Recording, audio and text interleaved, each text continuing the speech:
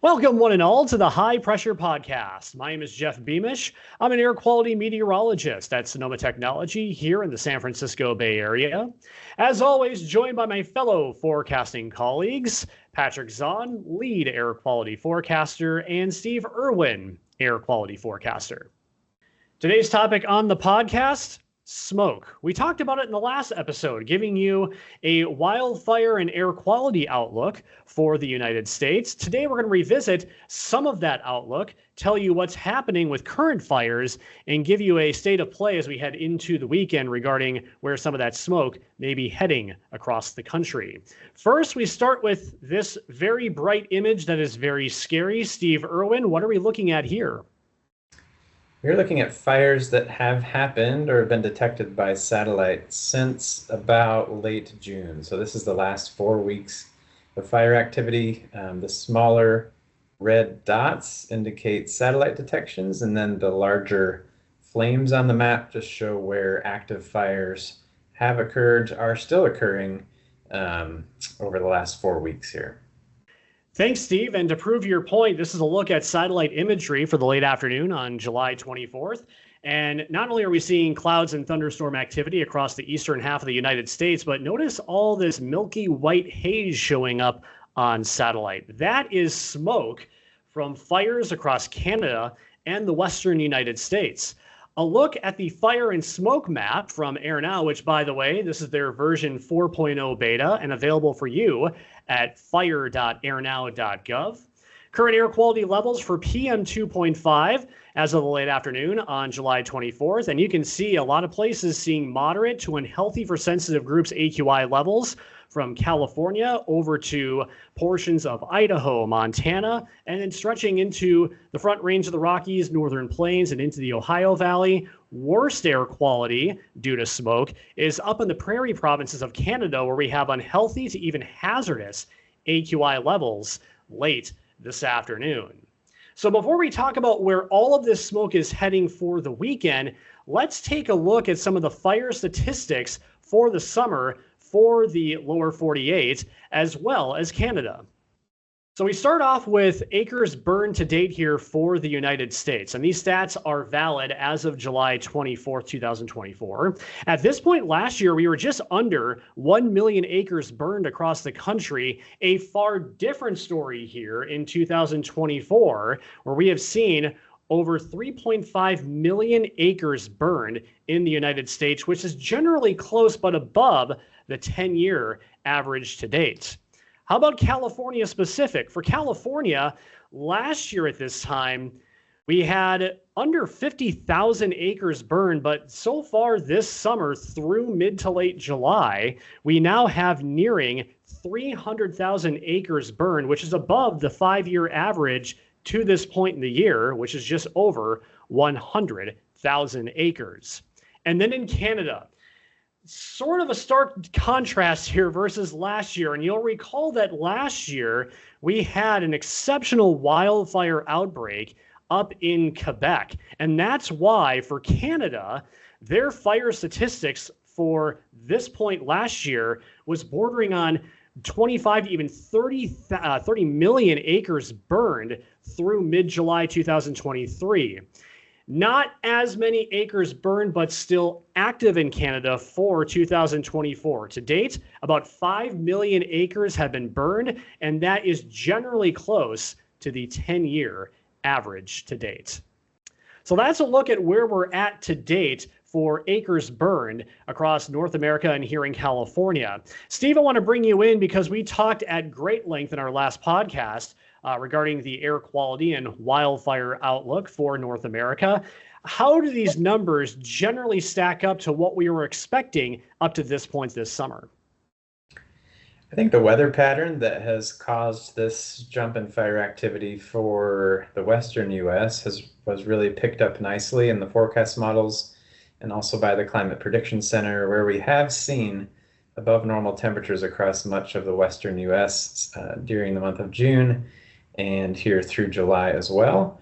And I think overall, the fire activity forecast reflected that warming trend and those above average temperatures, with a forecast of starting out in May and June with more activity than usual in the southwestern US, and then that expanding into the Pacific Northwest during the month of July. We're definitely seeing those things coming to bear here as numerous fires, as we've seen on satellite, there are ongoing at this point, close to the end of July. The one thing that has been a little bit different than forecast was the California outlook. So for California, we were expecting a slower start to the fire season and then really picking up more toward August.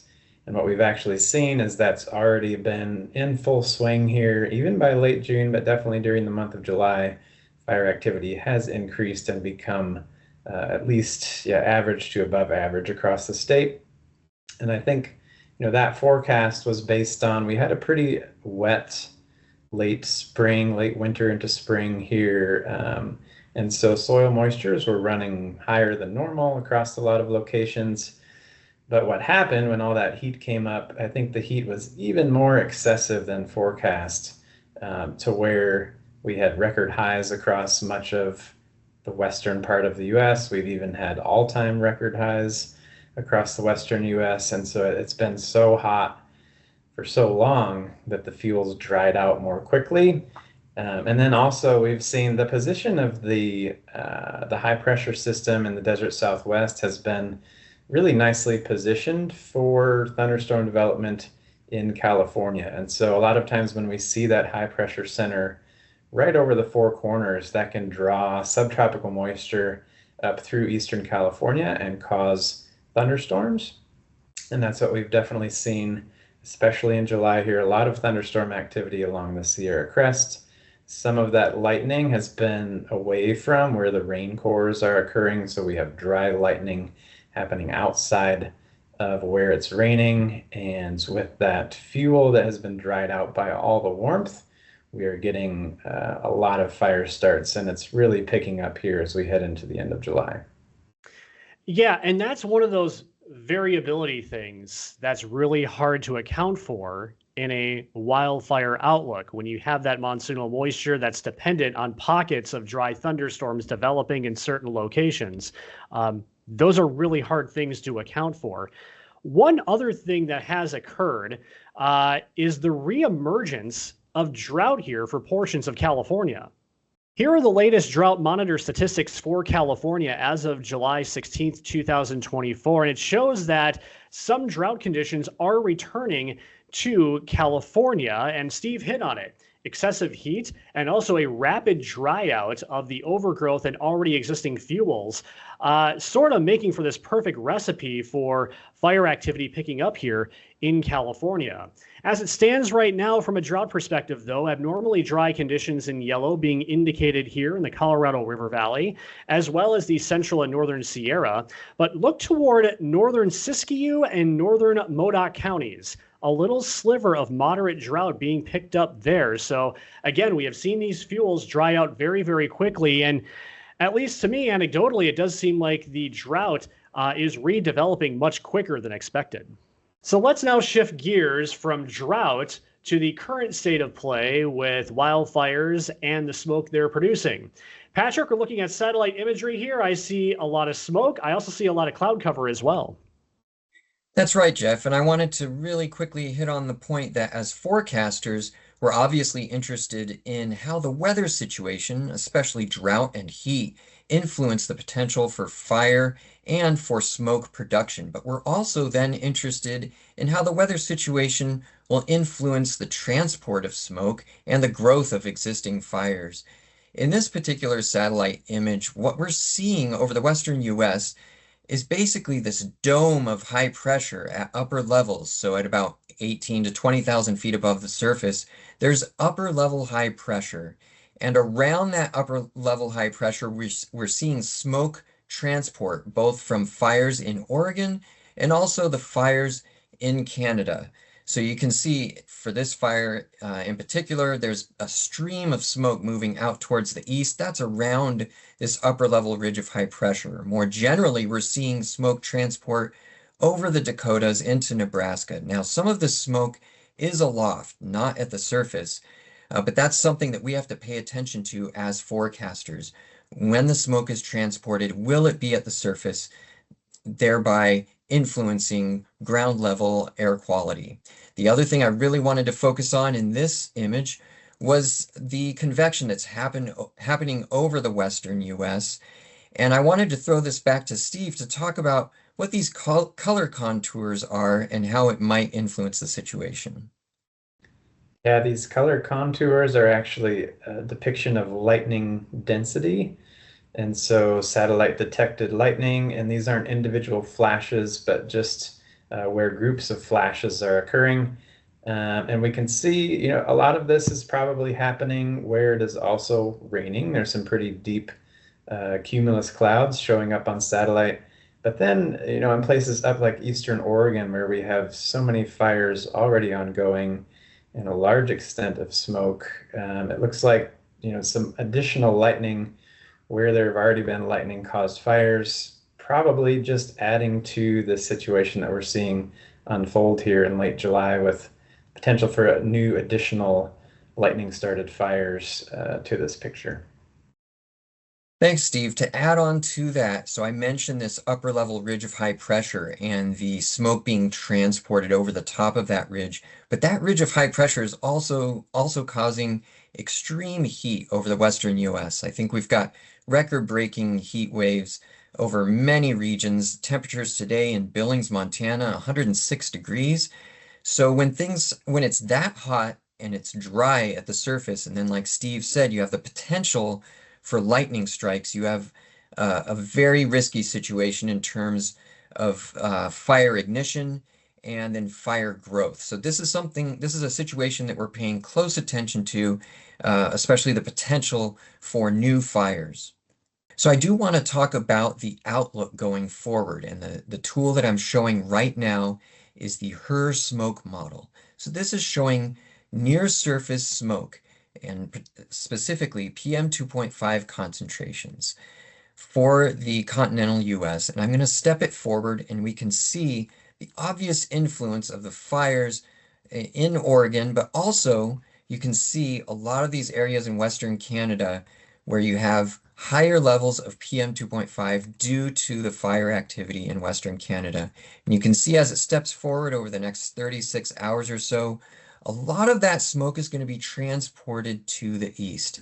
And the dominant feature that I'll show in a minute is that we have a low pressure system that's going to move through the Pacific Northwest and southwestern Canada that will generate onshore winds, blowing that smoke to the east. So for the California outlook is largely smoke-free, except for some areas near fires in California. But we're lucky right now to have this dominant pattern of onshore flow that's going to blow smoke out of California. Now, there are a lot of areas that will be heavily, heavily impacted to the east of the fires right now. Jeff. Yeah, Patrick, and one thing I want to point out, along with that area of low pressure heading toward Western Canada and the Pacific Northwest, we're also watching a cold front that's dropping across the Ohio Valley into the mid-Atlantic. And typically with cold fronts, that tends to clean out the air behind it. However, what we're seeing some indications of is some of that aloft smoke that Patrick was talking about, some of that aloft smoke maybe making it all the way down to the surface as we're heading into Thursday the 25th and Friday the 26th across the Ohio Valley, and possibly some of that smoke making it into the mid-Atlantic as we head toward the upcoming weekend. This is due to the sinking air behind that cold front transporting that aloft smoke on down to the surface. So not only watching the smoke in that low pressure system approaching the Pacific Northwest, but also a frontal boundary dropping toward the Ohio Valley in mid-Atlantic heading into this weekend. Thanks, Jeff. And yeah, the telltale sign that this is smoke mixing down to the surface is the timing of it. Now we're in UTC here, so it's a bit confusing, but the maximum concentrations that you see over southern Ohio at this time happen late in the afternoon into the evening on the 25th. That tells me that this is smoke mixing down to the surface as temperatures warm during the day, bringing that smoke aloft down to the surface, and so it's reflected in the surface PM concentrations. I wanted to highlight one other thing with the HRRR smoke model. If we focus on California right now, you can see that much of the state is smoke-free because of those onshore winds. But if I switch to the aloft smoke, focusing at 6,000 feet above the ground, you can see that the model is predicting smoke over much of the state. And this is one of those challenges as forecasters that we see if there's smoke over a region, especially smoke that's been analyzed by satellites. We have to determine if it's aloft, that is above the surface, or if it's right at the surface. Models like the HRRR model are very helpful in determining where in the atmosphere vertically that smoke will be. So I want to show one more model here that is predicting air quality over Canada and the continental US. This is the Canadian air quality model. It's showing a similar product to what HRRR was showing, which is surface level PM 2.5 concentrations. But one limitation of the HRRR model is that its domain only extends to southern Canada. So it doesn't incorporate fires and smoke from northern Canada like this model does. So this model is showing that smoke production and transport from fires all the way up into northwestern Canada. In addition, this model, towards the end of the animation, you will see this sort of counterclockwise wrapping around a surface low pressure system. That's the low pressure system I was referring to before that is responsible for driving the onshore winds through this period that will blow the smoke from the west to the east. While that might bring relief to California and coastal areas in the Pacific Northwest, it will result in a lot of smoke transport into eastern Oregon, into Idaho, into Montana, as well as areas in central Canada and eventually into the Great Lakes region. So we are keeping track of this long-range smoke transport from numerous fires in the Pacific Northwest and Western Canada. So if you're watching this or listening to this, smoke is more than likely in your forecast this weekend, especially if you live in the Great Lakes or the Mid-Atlantic region. And the smoke is more than likely not going to be at cataclysmic levels like we saw in June 2023, but there's going to be enough smoke around where smoke and PM 2.5 may not be the primary pollutant. This could have a big role into ozone production, Patrick. Thanks, Jeff. That's absolutely right. So we're concerned not only with PM 2.5 levels being increased by smoke, but we're also concerned with ozone being enhanced by smoke. And the Canadian model incorporates smoke impacts into its ozone predictions. So whereas the previous map was showing ground level PM 2.5, this map is showing near surface ozone. So this is the ozone prediction for this afternoon, and I wanted to highlight again these areas in eastern Oregon and southwestern Idaho where ozone is being enhanced by those fires in Oregon.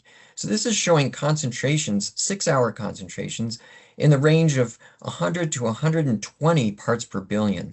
That would easily put the daily max into categories of unhealthy or very unhealthy for ozone. And as I step forward into tomorrow, first of all, you can see overnight that as the sun goes down, ozone production basically ceases overnight. As we progress into tomorrow afternoon, you see again that there is additional ozone production due to those fires in Oregon. In addition, there may be some thin smoke transport farther east into Wyoming and Colorado. That smoke paired with that upper level ridge of high pressure that I talked about before, and those sunny skies with record-breaking temperatures, that is all a perfect mixture for increased ozone formation at the surface. In addition, you can see some orange and red here in north central Colorado, so there potentially could be some ozone alert days in some areas because of the high temperatures and the sun, but also because of smoke enhancement of ozone. That's another thing that we have to watch for as forecasters. And Patrick, just to be clear, this is the forecast heading into Thursday afternoon across the country. Let's go ahead and step forward into Friday, and if the Canadian model allows, into Saturday. As we step forward from Thursday afternoon into Friday afternoon, you can see the effects of this low pressure system in Western Canada. That's going to include a lot of cloud cover and potentially rain showers that might lower ozone production. So you see low ozone levels there, But again, because of this dominant west to east wind pattern, we might see moderate ozone levels over in Kansas and eastern Nebraska. So we will be tracking the potential for ozone production and enhancement by smoke as we watch these fires and the smoke production from fires across Western Canada and the Western US. And to bring Steve into the loop here, Patrick, while we're talking about the enhancement of ozone, especially Rockies eastward heading into Friday and the upcoming weekend, Steve, here in California, it's the exact opposite. We're getting that onshore flow. We're getting less of a smoke influence and also cooler temperatures. So what's the net effect for ozone here in California? Yeah, we've seen quite a few days of smoke-enhanced ozone over California and different parts of the state. But as we head into the weekend here with a trough of low pressure moving over, especially the northern parts of the state, we'll finally see a cool down in temperatures. And we'll also see a little bit of a break from all the unhealthy for sensitive groups ozone that we've seen in the foothills east of Sacramento over the last couple of weeks, finally getting back to high good to low moderate levels. Now, we do see a little ozone maximum here in Southern California. That tells me that there's light onshore wind through the LA basin pushing ozone precursors to the east in an area where it's blocked by terrain. And this is an area that we often see high ozone during this part of the year. It's lower towards the coast because of light onshore winds, but then it builds up in the LA basin towards the eastern edge. And that's very typical of the summer season. Well, that does it for this edition of the High Pressure Podcast. If you want to keep tabs on air quality in your backyard, visit www.airnow.gov. Or, as we talked about before here in the podcast, the Fire and Smoke Map. As mentioned earlier, it is in a version 4.0 beta now, so a bit of a new look, but still the same air quality information being shown for PM 2.5 specific. You can find that at fire.airnow.gov. And lastly, if you want to see some of the amazing air quality work that we do here at Sonoma Technology, visit our website, www.sonomatech.com. I'm Jeff Beamish. I'm Patrick Zahn. And I'm Steve Irwin.